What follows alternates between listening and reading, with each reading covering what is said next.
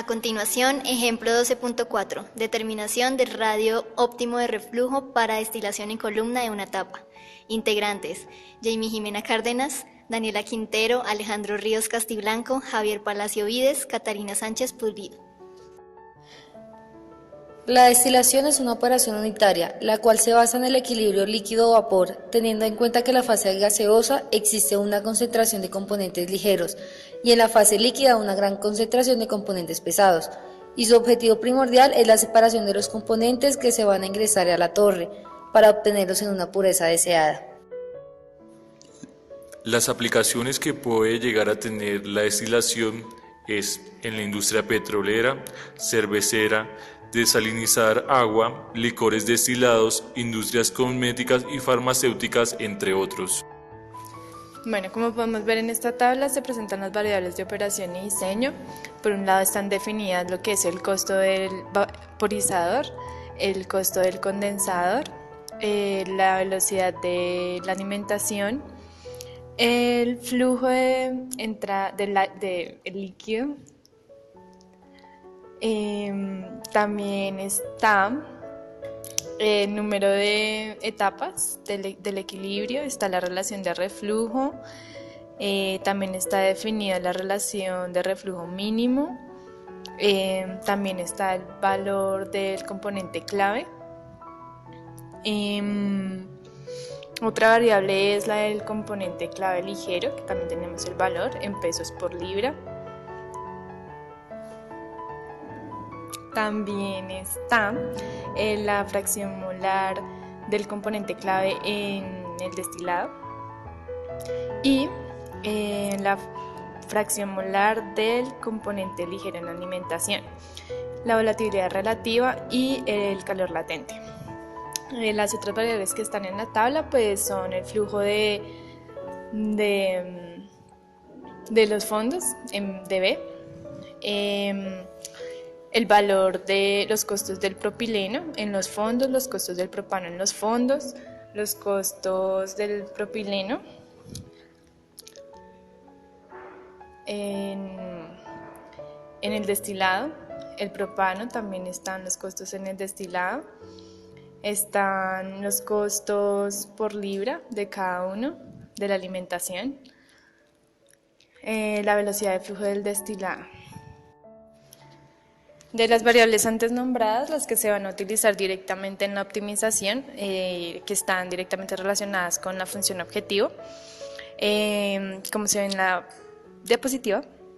Por un lado está la velocidad de flujo en fondos, el costo del rehervidor, los costos del condensador, los costos de propileno en fondos, de propano en fondos, los costos por libra de propileno, que son los que de materia prima o de alimentación, igual para el propano, los costos del propileno en el destilado, del propano en el destilado, la velocidad de flujo en destilados, la velocidad de flujo de alimentación, el calor de condensador requerido y el calor del vaporizador requerido. Esto se hace debido a que como vamos a hacer un balance global, entonces las variables que influyen directamente son las anteriormente presentadas. Como restricciones del proceso se debe tener en cuenta el balance de masa del sistema global. Lo que entra debe ser igual a lo que sale. Por lo tanto, la alimentación debe ser igual a los fondos más el destilado. Como primera restricción se debe tener en cuenta que se va a hacer en base al componente más volátil, en este caso el propileno. La segunda restricción parte de la suma del balance interno de reflujo mínimo y la ecuación de Fensky, dando como resultado la restricción que se muestra abajo de la siguiente imagen. En cuanto al modelo matemático, se usó la correlación de Gilliland y la ecuación de Fensky. La correlación de Gilliland desarrolló una correlación empírica para estimar el número de etapas teóricas requeridas en una destilación, en función del número de etapas a reflujo total, o sea NM, la relación del reflujo mínimo RM y la relación de reflujo de operación R. Con respecto a la ecuación de Ed-Joule, este desarrolló una ecuación ajustada a la correlación de Gilliland. Esta tiene la forma que se muestra en la diapositiva. En cuanto a la ecuación de Fensky, este demostró una ecuación para el número mínimo de etapas del reflujo total en una columna de destilación.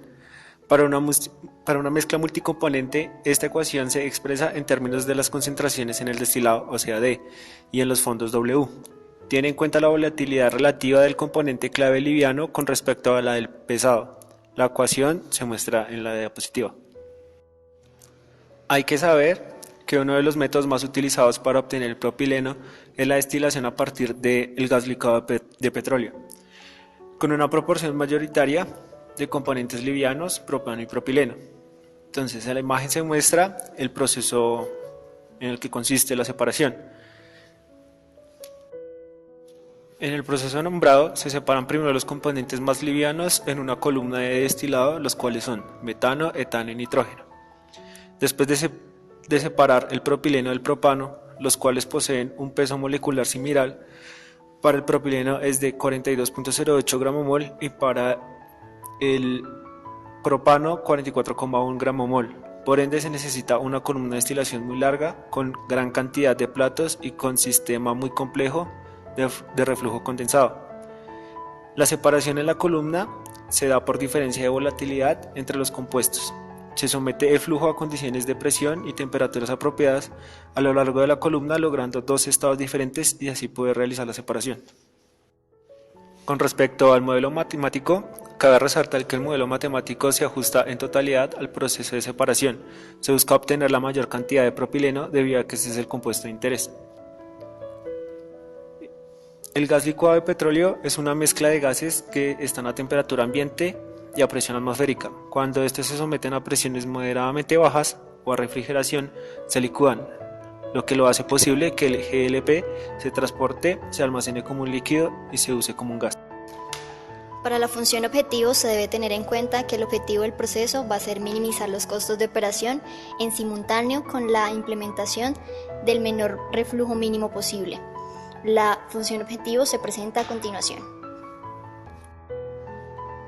La función objetivo proviene de la utilidad del proceso, quiere decir las ventas del propileno menos las ventas del propano, menos los costos de utilidad, menos los costos de la materia prima, nos van a dar las ganancias del proceso. Para las ventas del propileno, debemos tener en cuenta que la cantidad de propileno es XD por D más XB por B, y así, multiplicado por los costos de cada uno en el destilado y los fondos, se va a tener la siguiente parte de la ecuación. De igual manera, para las ventas del propano, se debe tener en cuenta la cantidad de propano dispuesto para la venta.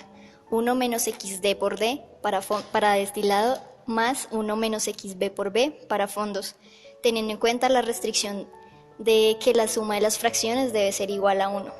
Entonces, al multiplicar por los costos de fondos y destilados para el propano, se tiene la siguiente ecuación.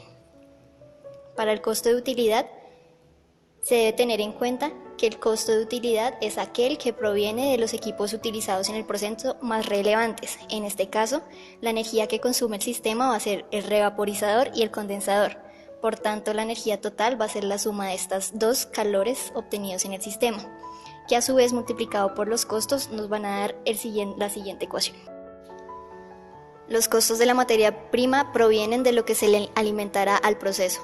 La cantidad del propileno alimentado será XF por F. Cantidad del propano alimentado 1 menos XF por F, teniendo en cuenta la restricción de las fracciones igual a 1. Cantidad total alimentada XF por F más 1 menos XF por F, propileno más propano. Entonces, cada uno multiplicado por los costos de alimentación, se obtendrá la ecuación siguiente. Y así, la suma y la resta de cada ecuación nombrada anteriormente dará nuestra función objetivo. El método utilizado fue el método de aproximación polinomial, donde se localiza un punto X cercano al punto óptimo mediante la interpolación y extrapolación, gracias a la utilización de polinomios que representen de manera adecuada la función. La idea básica de este tipo de método es que si la función es lo suficientemente suave, entonces puede ser esta aproximada por medio de un polinomio, y este polinomio puede entonces usarse para predecir la ubicación de un punto óptimo. Para que este tipo de método sea suficientemente eficiente, es necesario que la función objetivo sea unidimensional y continua. La interpolación cuadrática, que fue la que permitió el desarrollo del ejercicio, aprovecha la ventaja de que un polinomio de segundo grado con frecuencia proporciona una buena aproximación de la forma de la función en las cercanías de un valor óptimo. Así como consiste una única recta que pasa por 2 puntos, hay únicamente una ecuación cuadrática que pasa por 3 puntos. De esta forma, si se tienen 3 puntos que contienen un punto óptimo, se ajusta una parábola a los puntos. Después se puede derivar e igualar a 0 y obtener una estimación del óptimo.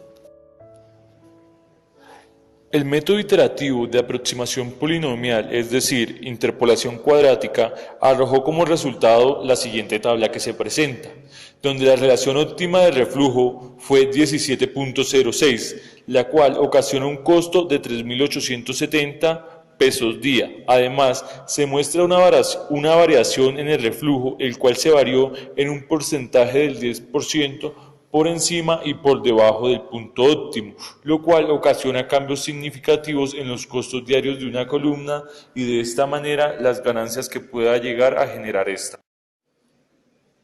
La bibliografía se presenta a continuación. Muchas gracias.